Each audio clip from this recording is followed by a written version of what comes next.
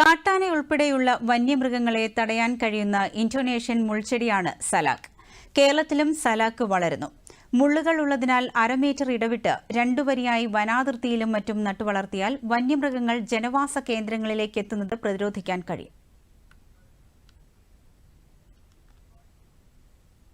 കാട്ടുമൃഗങ്ങൾ വനമേഖലകളിൽ നിന്ന് കൃഷിയിടങ്ങളിലേക്ക് വരുന്നത് തടയാനുള്ള ഫലപ്രദമായൊരു മാർഗമാണ് സലാക്ക്. വനാതിർത്തികളിൽ ജൈവവേലി പോലെ ഈ മുൾമരം വച്ചുപിടിപ്പിച്ചാൽ വന്യമൃഗശല്യം തടയാൻ കഴിയും. 2 ആൾ ഉയരത്തിൽ വളരുന്ന പഴവർഗ ചെടി കൂടിയാണ് സലാക്ക്. ചെടിയിൽ നിറയെ 2.5 ഇഞ്ച് നീളത്തിൽ കുറയാത്ത കട്ടിയുള്ള മുള്ളുകളുണ്ട്. അതുകൊണ്ട് തന്നെ വന്യമൃഗങ്ങൾ ഈ ചെടിയോട് അടുക്കാൻ മടിക്കും. കൂർത്തുമൂർത്ത മുള്ളുകളുള്ള ഈ സലാക്ക് അരമീറ്റർ ഇടവിട്ട് 2 വരിയായി നട്ടുവളർത്തിയാൽ വന്യമൃഗ പ്രതിരോധ ശേഷിയുള്ള മികച്ചൊരു ജൈവവേലിയായി നിലനിർത്താൻ കഴിയും. വന്യമൃഗശല്യം രൂക്ഷമായ കൃഷിയിടങ്ങളെയും ജനവാസ മേഖലകളെയും വേർതിരിക്കുന്നിടത്ത് സലാക്ക് വേലി ഉണ്ടാക്കിയാൽ കാട്ടുമൃഗങ്ങളുടെ കടന്നുവരവ് തടയാനും കഴിയും. ഇതൊരു പഴവർഗ ചെടി കൂടിയാണ്. സ്നേക്ക് ഫ്രൂട്ട് എന്ന പേരിലാണ് സലാക്ക് പഴം അറിയപ്പെടുന്നത്. അപ്പോൾ കൊക്കോയ്ക്ക് മാതൃകാ കർഷകൻ എന്നുള്ളൊരു അവാർഡൊക്കെ കാഡ്ബറിസ്കാർ എനിക്ക് തന്നിട്ടുണ്ട്.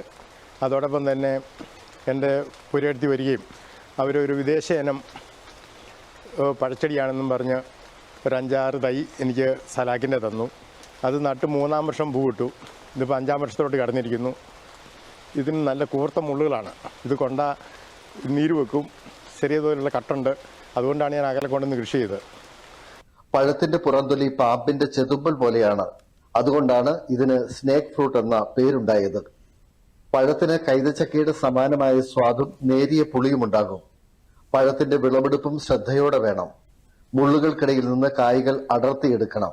നന്നായി ഇത് കായ്ക്കുകയും ചെയ്ത് ഇവിടെ നോക്കി അറിയാം അതിനകത്ത് നന്നായിട്ട് കായുണ്ട്. പക്ഷെ ഇതിന്റെ അടുത്ത് ചെന്നാൽ മുള്ളു കൊള്ളാതെ ഇത് പറിക്കാൻ പറ്റത്തില്ല.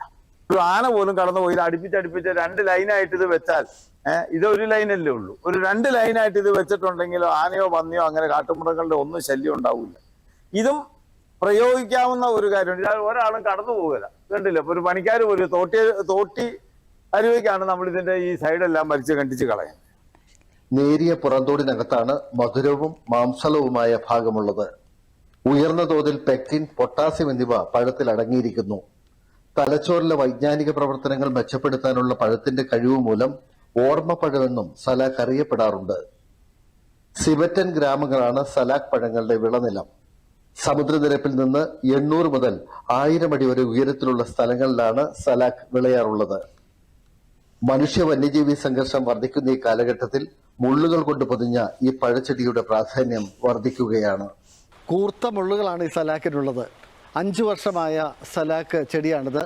3-4 ചെടി കൊണ്ട് ഒരു പ്രദേശമാകെ നിറഞ്ഞ ഒരവസ്ഥയിലാണ്. പാറത്തോട്ടിൽ നിന്നും ക്യാമറമാൻ ഷാജനോടൊപ്പം ആന്റണി മുനിയറ, ദൂരദർശൻ ന്യൂസ്.